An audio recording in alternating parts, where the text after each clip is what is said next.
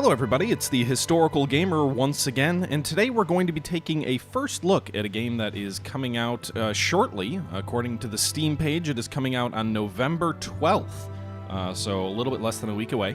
It is developed by 2x2 Games and Crow Team, at least that's what the Steam page says.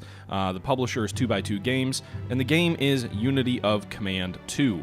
It's part of the Unity of Command franchise. It's the second game in the series. The first game started out looking at the Eastern Front during World War II. It's a turn-based strategy war game, and Unity of Command 2 is the same, except in this case, it's looking at the Western Front. A far larger scope in some sense, looking at campaigns in North Africa, Italy, and then into Europe. Not that Italy isn't Europe, but, Western Europe.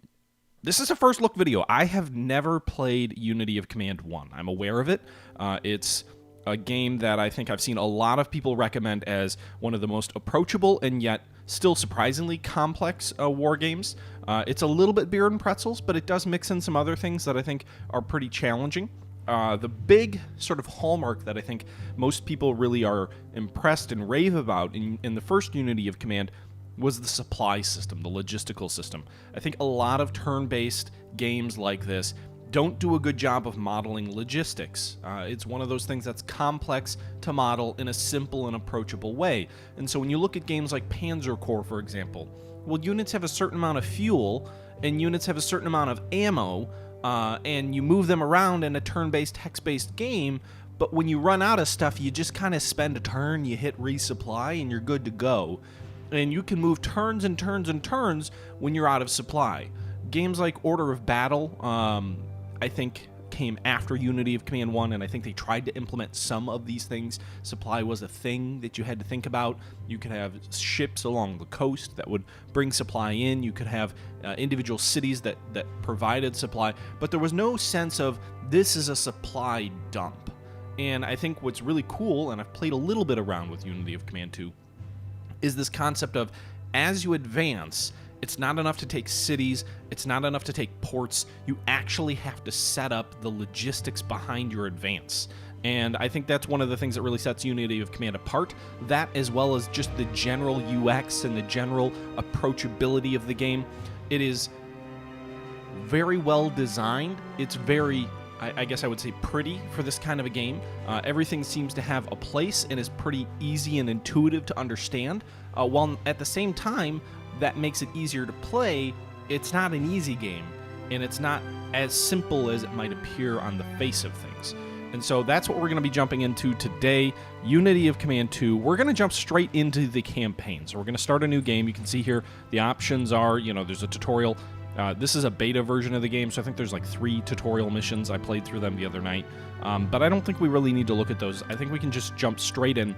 And this is, again, it's a beta version, so they've got several different scenarios here. I don't know what'll be in the production version, if all these scenarios are in the production version, or if they're just there for testing. But we're going to be jumping straight into Victory in the West, which is the overarching grand campaign of Unity of Command 2. We're going to play on normal difficulty, so not easy, but normal. I'm not a grognard at this. I'm not amazing at this, but I also don't want to play on super easy. So we're going to go ahead, and we are going to play normal difficulty. The campaign spans from 1943 to 1945. This is sort of toward the tail end of the North Africa conflict, just ahead of the invasion of Sicily, the invasion of Italy, and then the invasion of France. With that being said, let's go ahead and jump in and get going.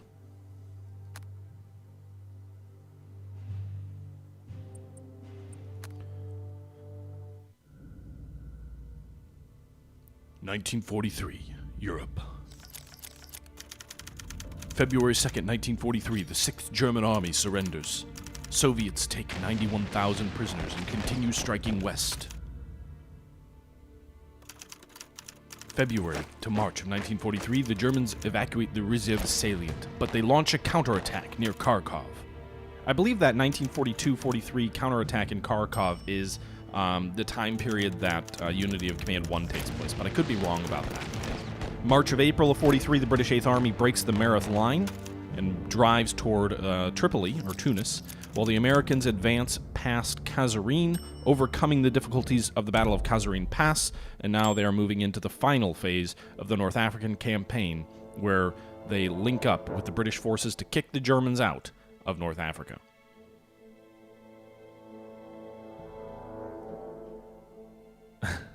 All right. Okay, so this is the very first thing you're going to see in the game, and there are these things that happen, and I'm not quite sure how frequently they are, but they're called conferences, and what happens is, over the course of the game, you're going to earn prestige, and prestige is something that you can use to buy different assets and different things that will help you in the game, and there are these different cards that you can use in a given battle scenario that will give you some extra help or some extra assets during a battle. And so you can see here we have 150 prestige. We can spend it on these cards, which would, for example, the Parish Paratrooper Brigade. If we spend 75 points here, we will get the Parish Paratrooper Brigade, which is an extra unit that we can use. It's a persistent unit, and I guess the recoup value is 30 prestige, so I suppose we could sell it later for 30 prestige, but it's persistent, so I'm assuming that means as long as the unit survives, we keep this unit and we can play it every individual battle. The C-47 air supply, on the other hand, costs 30 prestige. It's a recoup value of 12. I guess if we don't use it, it gives us 3 airdrops, but it's only usable in one battle. It's not persistent, so once we use it in a given battle, then we'll have to spend money to get something like that again. Same deal for the Queen Elizabeth battleship naval bombardment, so presumably that allows us to bombard targets near the coast.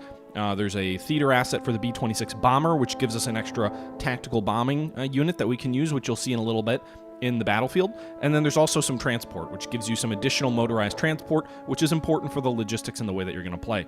So the first thing we're going to do is we're going to go ahead and we're going to take the free GMC transport. It is free, so there's no reason not to take it. We can have up to 5 cards. That'll fill 1 slot. We don't have enough cards to fill out everything unless we buy everything, so there's no reason not to take that. In addition to that, I am going to bring in the... I hate spending half my prestige on one unit, but I am going to buy the Polish Paratrooper Brigade. It is absolutely vital to be able to have extra units in case things turn south, and I want to make sure that we have them so we can call them into battle in a necessary circumstance. The other nice thing is we can drop behind enemy lines, do things like that to complete an encirclement, advance a little bit closer to an objective. Paratroopers are incredibly handy to have, so I want to make sure that we keep them. Now, we could go through and spend the remaining points on these other items, but I'm not going to do that quite yet because there are other things you can spend your money on, and let's take a look at that. So this is the amount of prestige we have left. We have 75. We have no score yet because we're in the first scenario of the battle. We're playing normal difficulty. We could reset the conference, which will just give us 150 back and those cards back.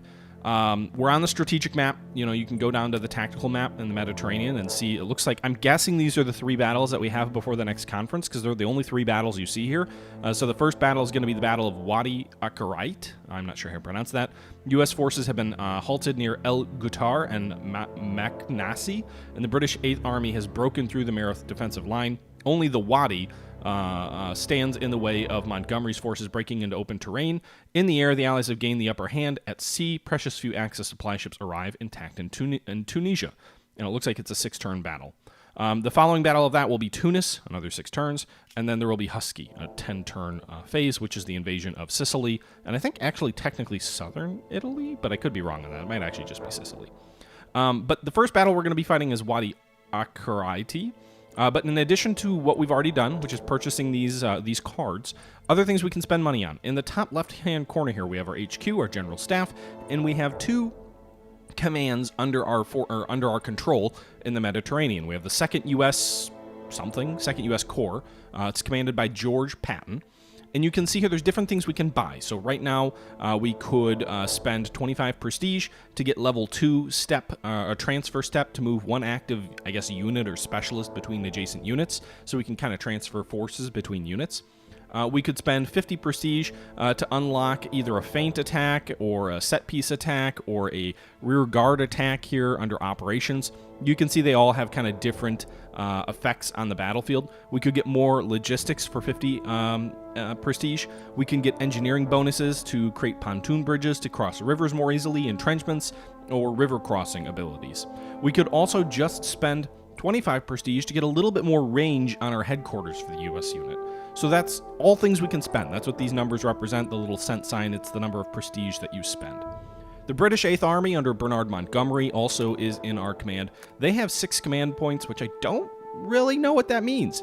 But they have a similar thing where we can spend 25 prestige to get better range and movement on our logistics. We can get additional forces. We can get, more operational bonuses. You can see these guys, they're a more experienced unit, so I'm guessing that's why they have additional operational items here unlocked. Although they don't have all of the same perks as the Americans do on like the engineering side. Doesn't look like they have a bridge. No, they've already researched the bridge, I guess. But in any event, so those are the things we can do.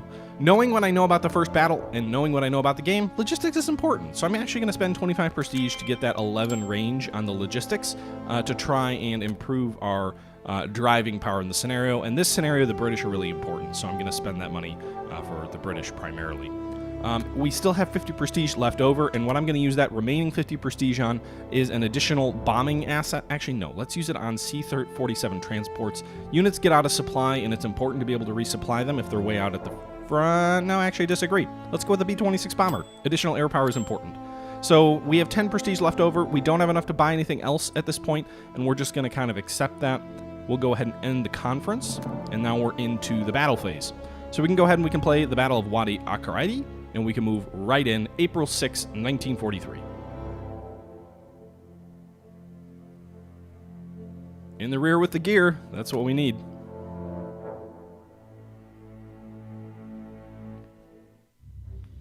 All right, so here is the battle map. So we're moving into our first battle in this campaign. You can see our forces are converging toward a link-up in central Tunisia.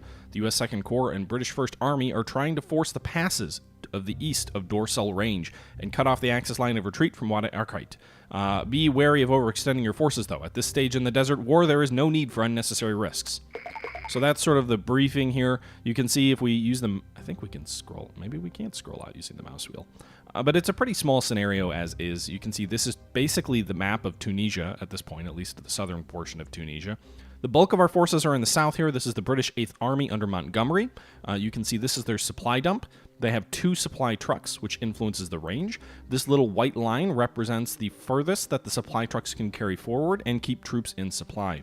If you hit the V key, you can also get a sense of where you have supply or not. So these little white bars represent perfect supply. It means that any troop in these hexes will get supplied. Any troops in these hexes with the red dot mean they will be out of supply. So if the turn ends and you've got a unit here, they'll be out of supply. The longer a unit is out of supply, the less an impact or effectiveness they will have in combat. In addition to that, there are things like roads on these maps. And this is a railway. You can see there's a double track here. It looks like a railway, not a double track, but like 2 metal bars that reach north. A railway, to my understanding, as long as a railway is connected to a supply depot like this, it's always under supply, as long as there's no disruption between the bad guys and the source of supply. So it kind of gives you a realistic sense of driving up roads and driving up railways in a historical sense where you should follow roads and railways because they give you better supply. I believe railways always give you perfect supply, and I believe that roads give you slightly better supply, and then open ground doesn't give you anywhere near as good a supply. Additionally, in addition to these perfectly white lines, you've got these lines with a little red dot here. This represents if a unit is here, they're in supply, but there is a chance due to weather, due to terrain, due to other things, that they could end the turn out of supply and not get any additional supply. Presumably that's because you can see these 2 hexes here are actually in mountainous terrain, or at least in hilly terrain, so it's more difficult for supply trucks to get there. There's no road to the hex, so there's that risk, whereas all these units here along the roadways or along the railways never have that risk, or at least they don't right now, although there is a risk back here, so I'm not sure what that's for. On the map, you can see here we've got Prestige 10. I don't know if we get more as the game goes on or if there's other things we can do with this. There's buttons to allow us to cycle through units. You can see theater supplies at 100%. We have 3 transports here, or sorry, 3 trucks here, which means we can add new trucks to like the British headquarter dump to expand its range, or we can use those to drop new supply depots as we advance toward the objectives. So that's something to keep in mind, and we'll definitely touch on that a little bit more as the game goes on. Up here to the top left, we've got the number of air attacks we have available in a given turn, and we've got the amount of recon. Now, we're in the sort of deploy phase or the battle prep phase, so we don't really have to do anything with that. The main thing we could do right now is that we could go ahead and build like new supply depots if we really wanted to. I'm going to save my supply trucks right now and not do that. We also have the cards down here that we drew before. We can pull those out and use those in this battle, but we're not going to do that at the moment either. So I don't really have a lot else to do. I can't really move units around in this battle prep phase, per my understanding. They kind of start where they are. You can see these individual units here. This is Task Force Benson, a U.S. armored unit. We've got the 1st Armored Division, I'm assuming, another armored unit here. As you click on units, you get information about those units. So you click on this. This is the 1st U.S. Infantry Division, the big red one. And you can see here that they have 6 little green dots. That represents their strength. So if they attack something and they lose strength, they will eventually be destroyed if they run out of all 6 of that. In addition to that, they have these other little color icons, which represent sort of the quality or other traits of the unit. So you can see this S, this little purple thing with a dot. I don't really know exactly what that all specifically represents, but I do know that it basically represents overall strength. And as these green dots get taken away, they take casualties, and if the green dots go away completely, then they basically are wiped out. The unit is destroyed. In addition to that, these green dots can be hollowed out to be sort of a dot but empty, and that means like disruption or suppression, which means that won't effectively fight, but the unit isn't destroyed yet. So those are all things we'll see a little bit more as we actually get into the combat phase. But this is the map. I think what our main strategy is going to be to use our armored fists down here with the British. We're going to try and flank here because there's actually an elite German unit here, the DF Spezia. They are a 300 experience elite unit. They're in good terrain behind this ridge, dug in. They have a trench line. So what we're actually going to do here is we're going to attack the units to their left, slightly less experienced, DM Pistonia, Italian infantry, instead of... Actually, they're both Italian infantry. But we're going to go ahead and attack these guys, drive up along the left side, swing around to the right, and try and cut the bulk of the German troops off down here. Interestingly enough, most of the German armor that we can see right now is actually committed against the Americans, which are relatively small. They've got 2 divisions up front here, and they've got 1 armored unit back here. Presumably, once we threaten their rear and threaten their supplies, they'll pull back. But if we can drive all the way to this mountain range and take both these roads, we can cut off their supply and make them less effective. Once we do that, we'll turn north, and our primary objectives here are Sifax and Enfidalville, or however you pronounce that. These are the 2 objectives that we have to take. We have 9 turns to take them. If we don't take them in 9 turns, we lose the battle. We do have some secondary objectives to take the Fockendau Pass right here with these 3 German units dug in around it. And we have the Faud Pass, and then we also have Coronium, which is a supply depot. So taking these 2 passes and taking the supply depot will probably cause the Germans to panic and retreat, I'm hoping. But in any event, it'll threaten the flank of the main German position here in the south. And if we take any of those by turns 3, 4, and 5, we can achieve secondary objectives, which gives us some prestige and other bonuses like that. Can I go over grayed out and cracked land hexes? No. So these grayed out and cracked land hexes are impassable. At least based off my understanding is I've never been able to drive over them. So these basically represent impassable terrain for one reason or another. All right. That's enough of me talking. Why don't we actually play? So move through the deployment phase and we'll move into combat. All right. So I'm actually going to just instantly use my V-26 bomber. So I'm going to use this card here. I know it's 40 prestige, but I want those 2 air units. I'm not going to use the transports or the paras yet, but I do want to use the bombers. So we're going to go ahead and we are going to leverage those immediately, and we're going to see what we can accomplish here. I think the first things first, let's attack. It looks like these German troops down here can be attacked. These. Breached. Nice. Okay, so we attacked. You could see it was 0 to 2. I should show that to you guys again. So let's move this infantry forward here. You can see here as we hover over an enemy, actually any of the units adjacent to the unit, it'll give you a number and then a second number. The number on the left is the amount of casualties you will take if you attack that unit. The number on the right is the number of casualties the enemy will take if you attack that unit. So for example, this infantry unit here, we already drove the unit to the left of this elite Italian unit back. And if we attack that unit again, it'll go 0 to 2, which means 2 casualties to none of our own. That's just an estimate, though. You can see we did take some casualties here with the 2nd New Zealand. They did take 1 casualty. They moved from 5 units down to 4, and apparently they're an elite infantry unit, so who would have known? Meanwhile, you can see when you click on a unit and you get this little orange breakout, this represents where your unit can move and still attack. After you attack, you can often still move. So, for example, the 4th Indian Infantry Division can still move, but you've got a blue outline around where it can move, and that's because it can move, but it can't attack, because it's already attacked. So let's go ahead and move the 50th British Infantry Division, I think. Are these the same? Yeah, they're pretty much the same. We'll use the 50th British Infantry Division and continue that flanking maneuver. We advanced into the Hex. It looks like we took some Italian prisoners, and then we went ahead and we continued the attack, and we drove them back. So there you go. Another successful attack. We've now swept around the left flank of the enemy line. If we hold V, we can see all of these units will be in supply next turn. And, you know, we've begun the attack, if you will. So it doesn't look like all of my units can move that far. The rearmost tank, the 23rd British Armored Division, cannot actually make it to the front. So what we're going to do here is we're going to move the 8th British Armored. We're going to sweep them up around the left, and then you can see here we can attack this enemy armored personnel carrier. Now that we've moved there, we can actually move the 1st British Armored all the way to the mountain range here to cut off all these troops over here to the left.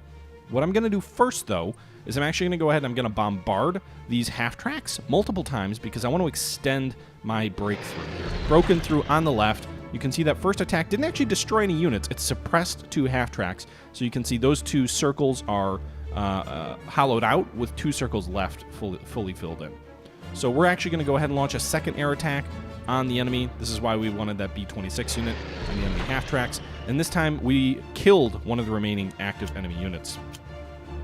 So our armored unit that moved here without actually attacking is going to go ahead and attack these guys. 0-2. They did lose some suppression there, but they basically drove the enemy unit back. So I think what we're going to do now is we're going to go ahead and drive these tanks all the way to the mountain range here. So now I think we cut off all of this armor here to the left. We're going to go ahead and attack the enemy. Wow, we're losing a lot of units in suppression. In any event, let's keep driving these guys around the flank. Huh. All right, we'll move there. It looks like we took some prisoners. Set up a blocking position, hopefully to prevent a German counterattack here. The armor can't get there, I don't think, unless any of these guys can move back. Nobody can attack this Italian tank unit here. There's a Italian light armored unit, or it looks not light, but it's an Italian armored unit, so it's not as good. We're not going to attack them. And we'll move all of our troops forward here. So we've got a narrow breakthrough. It's only 1 hex. They could counterattack and try and cut off the bulk of our troops in the south, but I think that's unlikely. All of our troops here, actually the 1 armored unit's going to be out of supply. Great. Let's do this. Let's click on this supply, and we'll spend 1 of our trucks here to expand the supply, and that should keep them in supply. And it does. And they're all perfectly in supply, so there's no risk of any of them being disrupted. We just expanded the British headquarters supply route to, or range to 3 as well, for whatever that's worth. So there you have it. The main attack here is starting in the south, and we've already cut off this German armored formation here. In addition to that, what else do we want to do? Well, I think we're going to have our infantry attack this half-track unit to try and weaken them. We actually took no casualties there, so the estimates appear to be somewhat off. But we damaged that half-track unit without loss. And we'll move these guys over here.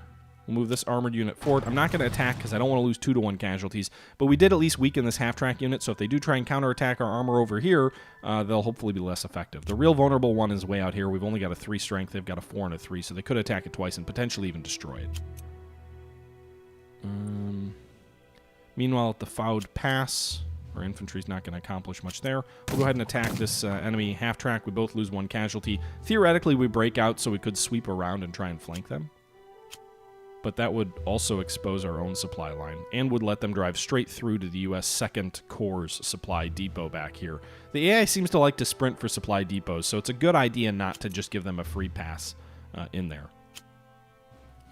All right, we're going to drive this British armored unit here, the 6th Armored, forward toward the Foud Pass. You can see they instantly breached that enemy infantry unit, took out 2 of its men.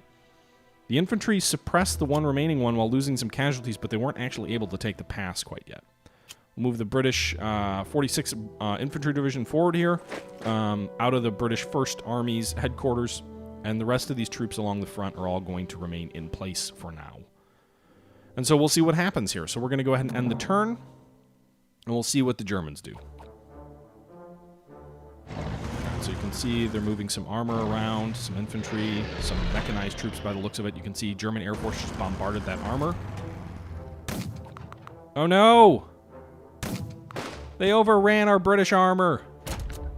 Shit, they destroyed that British armored unit. We already lost a unit. They didn't break out, which is the good thing, so they're still out of supply. But I really don't like taking casualties, man.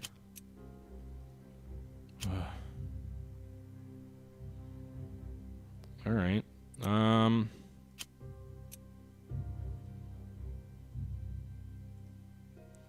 Well, these guys are out of supply, so that should hurt their combat effectiveness, right? These tanks, at least.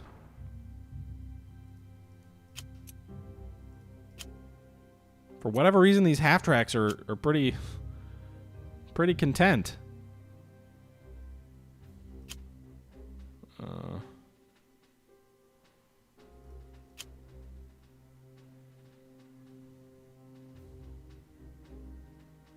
Alright, what can we do here? Let's attack. Hopefully we don't... We did lose some suppression. We destroyed that Italian unit. We'll drive this way. We overrun the German supply depot. A little bit risky. Overran.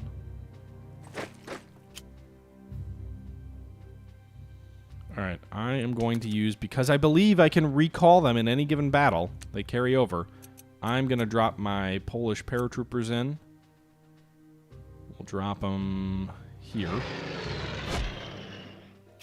We're going to swing our armor over here. And the reason we're doing that is I want to maintain my hold on the enemy. I don't want to let them out.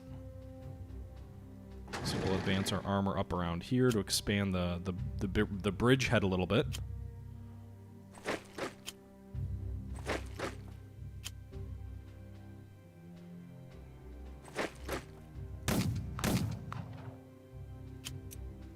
And we'll destroy that.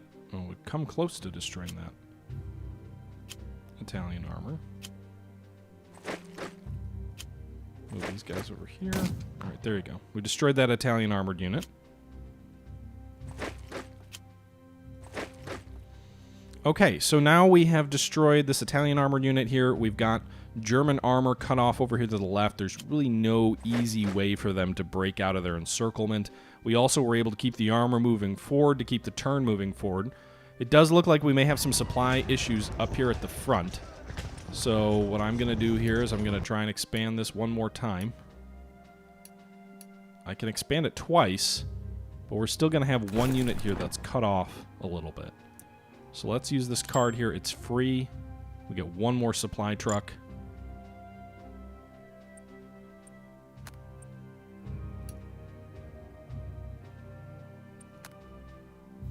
Doesn't look like I can get supply here. So this armored unit's going to be out of supply. Hopefully they don't bring in any forces against it, because that could be broken out. But in any event, I can't... Doesn't look like I can spend more to increase the 8th Armored's supply. So we'll see what comes of this. But we've got troops that are hopefully strong enough to hold back a German counterattack. We've got double layer here where the armor is. They've been out of supply for 1 turn. They'll be out of supply for 2 turns. So this elite unit and this veteran unit, hopefully, will be heavily weakened by the time we go after them next turn. Meanwhile, I think we'll move this guy here. We'll take some prisoners. We'll kind of cut into the rear a little bit. They may focus on that infantry, but if they do, whatever. Meanwhile, our bombers. What are we going to do with our bombers this turn? Well, first things first. Let's attack the Foud Pass with the 168th Regimental Combat Team. They took some casualties. They're almost destroyed, but they've done their job. They helped to break through here. We'll take another German supply depot. We'll overrun it. We'll advance the Regimental Combat Team here. This guy is vulnerable. He's got a very tenuous supply line. You can see the front line here has him a little bit overexposed, but we'll try our best to have that hold up as we kind of take the Foud Pass, which is our first, or one of the first secondary objectives here. We're supposed to take that by turn 3. I may turn north to go after the Fonduc Pass here. We've got till turn 4 to take that. Meanwhile, I think with our bombers, what we're going to do is we're going to go ahead and hit the troops at that pass. twice. Then I think we'll advance these guys. We'll drive the enemy back. And we took the Fonduque Pass. The only real risk here is now that they can drive straight for our headquarters. They could advance west along this rail line to take this depot over here to the left near Kazarine. Certainly possible. I don't have anything in their way. I could swing these troops south. I think what I'm going to do is I'm going to pull these troops back off the front line in those passes to this headquarter. And then I'm going to bring the DM Constantine Free French troops south here to block the way. So that way they can't at least get into our headquarters and our supply depots without a fight.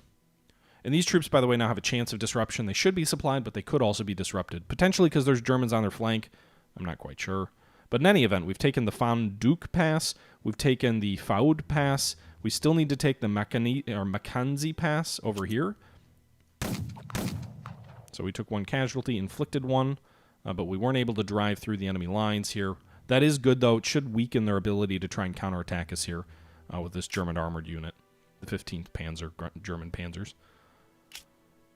And we're up to 50 prestige, by the way. You can see we're earning more prestige now. I have no real reason to do recon at this point. So let's see what happens. Let's go ahead and end the turn, see what the Germans do. So bombing our frontline troops, doing some suppression there. Looks like they have a method to supply some of those half-tracks there. But they didn't actually attack anything, so that was a very good result for us. That turn, no attacks. These German units are out of supply for 2 turns now, which I'm still surprised they're giving us good... It's like, all right, guys, you should be defeated by now. Aren't you ready to give up?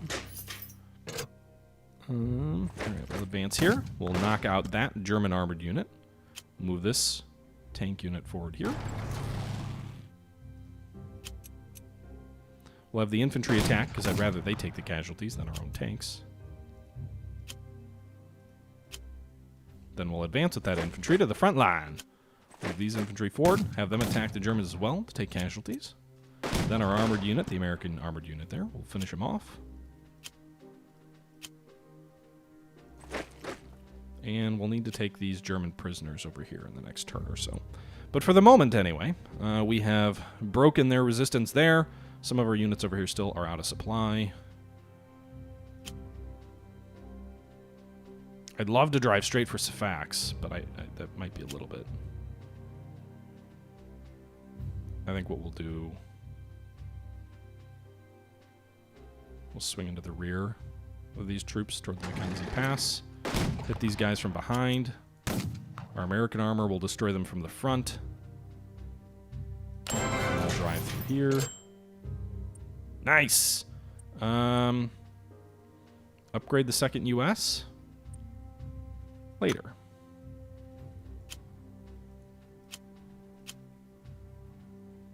Alright, let's attack these half-tracks so they don't actually break out either and threaten our own logisticals.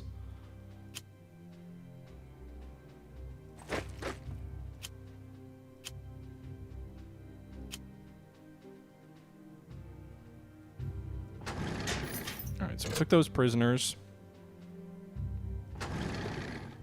How's the supply situation look now? God, no! We really need to clear this line of resistance. I'm gonna be without supply.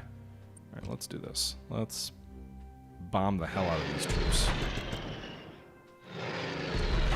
Alright, there you go. Completely suppress these troops. Gonna attack them. They'll be driven back. Then our armor can finish them off.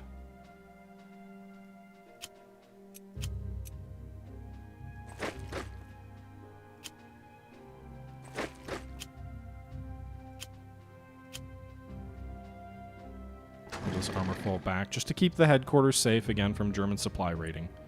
And okay, so I think Okay, now that we took the rail line, we have good supply up to the front. So now, this British unit...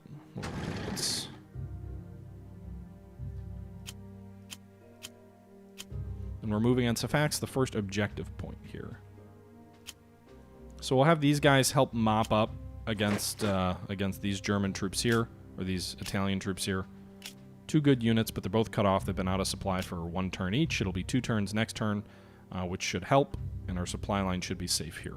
Meanwhile, this German half-track unit is theoretically out of supply. I think he's going to attack this regimental combat team, so I'm actually going to fall back here. We no longer need to keep this narrow supply line open because we actually have linked the American armor up here in the south. So that's not necessary. Meanwhile, in the north, we'll attack that German unit there. We'll leave these troops back here to guard the headquarters and the supply depot. And we'll actually... So we're trying to get to Karorium. Not sure how you pronounce that. But I can't really attack anyone super successfully. Take some casualties there and do some damage to that Italian armored unit.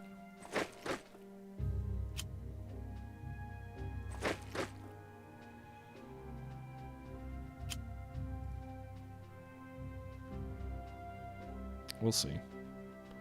That may have just opened up our supply line, but we'll see. All right, we're moving to turn 4 now, so let's see what the Germans do later.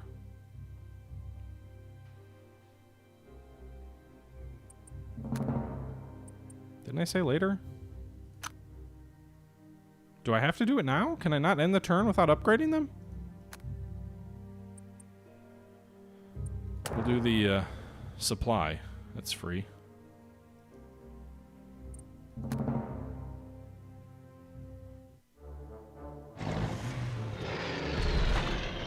Oh! Air unit attacked our ground unit there, did some casualties. It did some casualties! Hey, Newhauser, how you doing?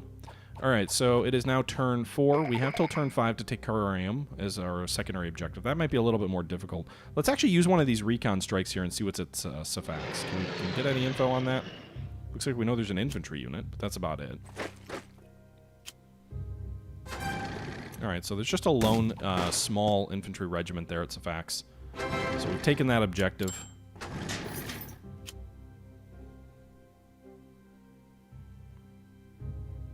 We'll drive up this roadway here.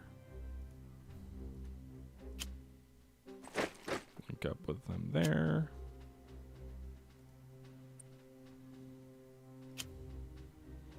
Alright, so we're going to be speeding up this roadway here with a good bulk of our troops as we move from Safax up toward Infidaville. Again, I'm really bad with pronunciation. Sorry about that, guys.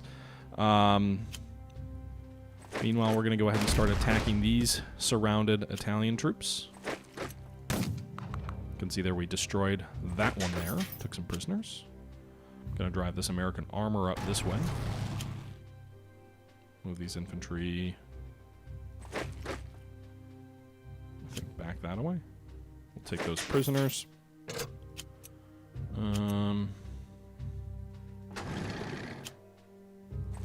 These elite troops have been cut off for 3 turns and they still don't want to go, huh? Alright, that's fine. They're cut off there. They can't do any harm other than eating up a lot of our infantry. What do we want to do now? We've got 2 air units here.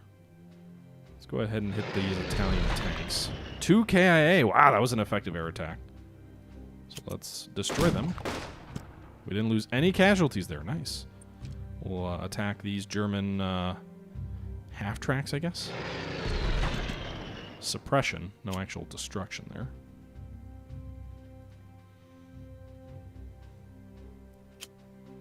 Alright, so this armor should come up next turn and help.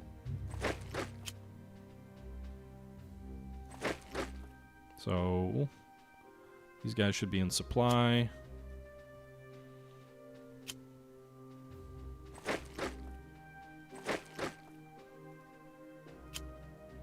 I don't know why I did that. Let's undo that move. I want to just stay between them and our supply lines is the main concern there.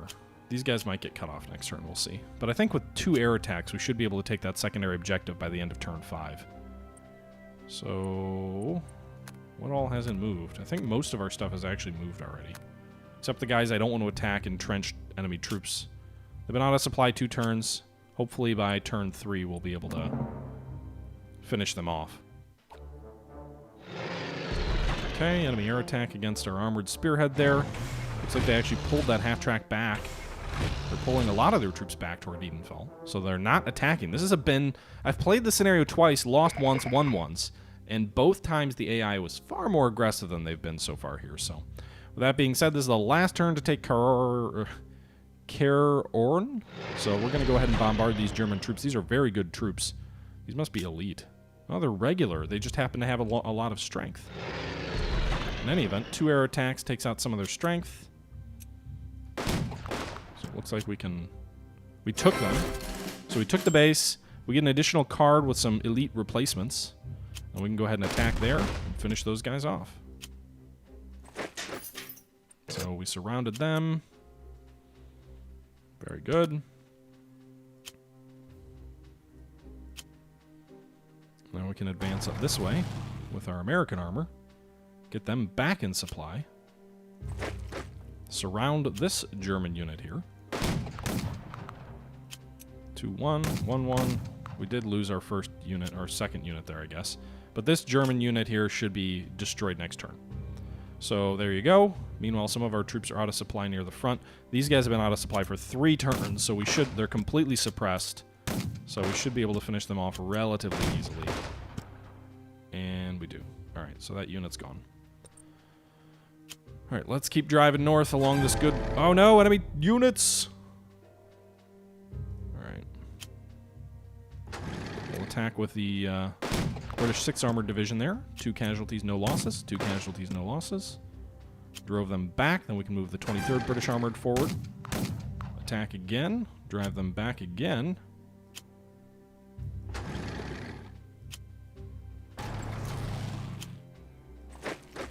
And I think what I'm going to do here, I've got one... I could spend money to expand the British 8th Army's supply train, but I think actually that's a bad idea. At this point, I think what I'm going to do is I'm going to build a new supply depot with our one depot card left. And we're going to put it up here near the front. So you can see here, these troops again along the railway still stay in supply, but we're actually outside the range of the supply depot. It ends kind of up here. So other than the troops on the railway, the guys outside that are out of supply. So we'll actually add a sort of a feeder system. We can build a chain of supply depots. And this is a little bit more efficient. At some point, adding more and more trucks to a given depot is actually less efficient. Oh, and that's cool. So you can actually reduce... So I can reduce this truck from 5 to 4, and then we can just rely on the other depot. That'll give us another truck back next turn as we kind of move our supply around, which is smart, right? Like, there's no reason we couldn't redeploy our trucks to the front. So that's good to see. Meanwhile, we'll advance with our troops in the south now that we've taken out that enemy unit that was tying down so many of our troops. So horribly inefficient on our part. So we'll go ahead and do that. Move these troops forward. There's really no risk to our supply depot back there. Alright, so there it is. We're approaching the final objective. We've taken all the bonus objectives. Do I dabble in Hearts of Iron? Asiv. I do have Hearts of Iron 4. I haven't played it a whole lot recently, but I used to play it a lot. Certainly something I could return to potentially, but not something I do a lot of at the moment. Alright, so we've got... It's turn 5. Why does it say turn 7? Do we have to take this by turn 7? Because I don't know if I'm going to do that.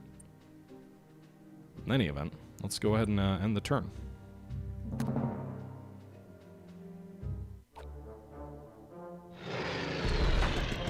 I don't know how to save units that we lost. The elite replacements, I don't...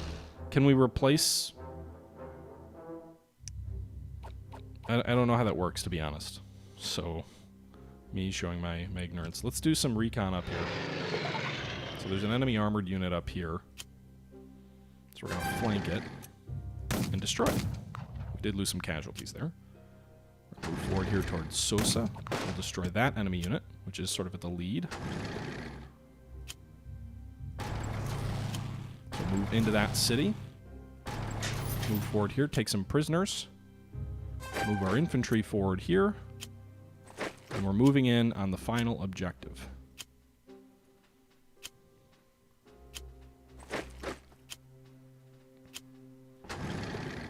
Alright, these guys are completely surrounded, so we'll finish them off. Somehow they still inflict casualties on us, those jerks.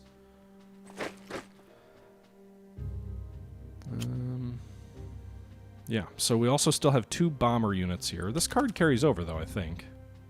It's persistent. Deploy elite steps to units. Steps cost prestige, but units lose only 5 XP per step deployed. Card has no recoup value. Persistent card stays face down in deck after use. Can be used again in next conference. Okay. Drag the card onto the map and then drag into the used card space. So how do I do that, I guess, is the question. So these guys, where's the 8 level?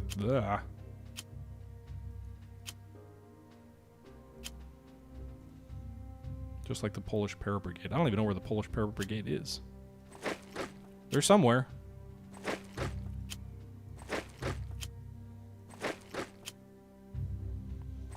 Steel Division? I haven't played it much since release. My thoughts are kind of meh. I think it's too fast-paced for the kind of combat it's trying to model, to be honest. Might be interesting as a competitive game. I don't know. I don't really play a lot of it. I know how Newhouser's in the chat. He has some pretty strong opinions, but... Alright, let's go ahead and let's bombard these guys. Nothing. There we go. KIA there. We're not going to attack because we're going to get slaughtered if we do. Meanwhile, I think this guy needs to improve his headquarter reach. There you go. They'll still be out of supply.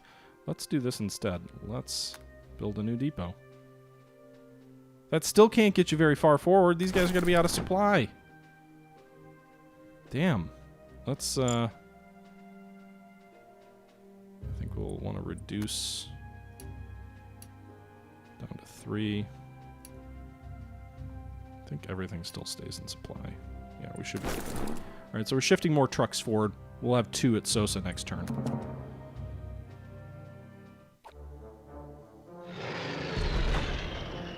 Alright, so the German Air Force is still kind of sticking around here in North Africa, kind of obnoxiously. But this is turn number 7, so if we really have to take it by this turn, hopefully we can do it. They're down to 2 health. We have 2 bombers, so we can go ahead and try and finish them off.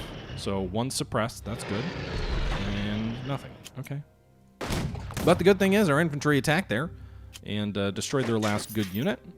These British 46 ID, go ahead and attack there. And our armor will attack as well. Succeed in winning the objective. But apparently can't move into the objective this turn. I don't quite understand how headquarters units work. Why can't we move in there? It says there's a PZ AOK5, but it doesn't let me actually attack it. That's weird. I may have to wait for turn number 8. That kind of sucks if that's like the difference between a major victory and not. We'll give these the second truck.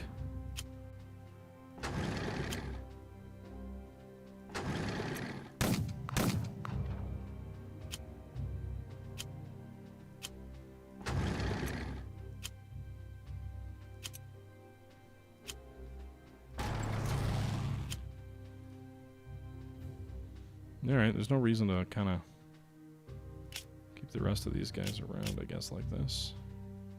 So we'll just move forward to turn number 8 and finish him off.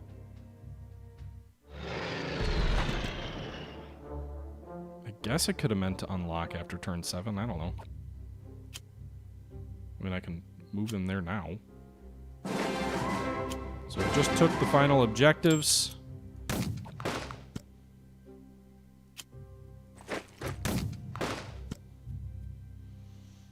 Alright, took some prisoners there.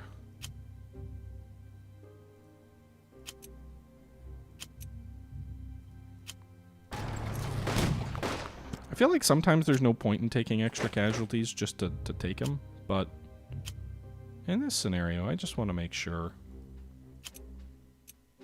that they don't move.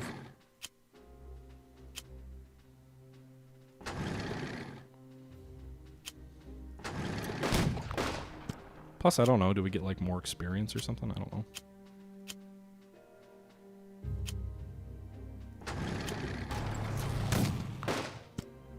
Again, most of our units aren't actually losing casualties. They're just losing suppression, which will definitely heal. All right, so we took the objective. Huzzah for us. Bully for us. And that's victory. That's victory. There could be a German counterattack. They might bomb us, but they don't have any units left, I don't think. So there you go. Objective complete. You are victorious. All primary objectives have been completed, and there are no more bonus objectives left. You can end the scenario now. You may also continue it for a few more turns if you want to. Optional. End the scenario. I don't even think there's any Germans left. We lost 6 American units. 8%. 1 Free French. 12 armored steps, I guess. 13 infantry steps. Something. I'm guessing these are steps lost, because we definitely didn't lose that many full units. The enemy lost 25. 23 prisoners. Score 215. Scenario completed. Congratulations! Victory! We get 215 for a score. Wipeout. Achievement unlocked. Okay. Obsessed. I'm guessing that means we took the whole map and we wiped out the entire enemy force. So the next battle is Tunisia. Now you can see our prestige is up to 180, but we're not in a conference, so we can't actually spend that prestige on new cards or other things like that. It does look like we can replenish the Polish Para and the AFHQ Shack next conference. So that's probably not until after the Husky invasion. So maybe I, shot my load a little bit there. Or wad? Shot my wad? What's the shotgun phrase? Oh boy. Shotgun phrase. Where the wad that packs in the pellets kind of comes out with it. There's a phrase for it. Yes. So that'll happen after Husky, which is, I'm guessing the next conference will happen after Husky when we can get more stuff. X-Butts, thank you for the follow there. And also Cool Cosby as well. Thank you for the follow a couple minutes back. I think also Lord OV Light as well. Thank you for the follow. I load too early like achievement. THD 2009. They didn't mean it that way. Anyway, this is the Mediterranean front. I'm guessing once we get into Normandy time frame, we can kind of see the Normandy front. It doesn't look like the Soviet front has changed at all either, for whatever that's worth. So you can see here the map changes. The green moves forward a little bit, and we're still in combat in the Mediterranean. The next battle is Tunis. So the Axis forces in Africa have been forced back into an ever-shrinking bridgehead in northern Tunisia. With nowhere left to retreat, few supplies, and even fewer reserves, the Africa Corps makes a last stand as the Allies launch their final offensive on the continent. All right, guys, but that's going to have to wait for our next episode. We've almost been going an hour on this episode, our first look at Unity of Command 2 by 2x2 Games, an upcoming World War II turn-based strategy game that is really interesting, and I think the UI is pretty sleek and easy to play. But we'll take a look at the second scenario in the campaign next time. Let me know your thoughts below, guys. Is this something you want to see more of? Is Unity of Command a game that interests you, and are you excited to see this game coming out? Share your thoughts as always, but until next time, this is the Historical Gamer saying thank you for watching, and I'm out.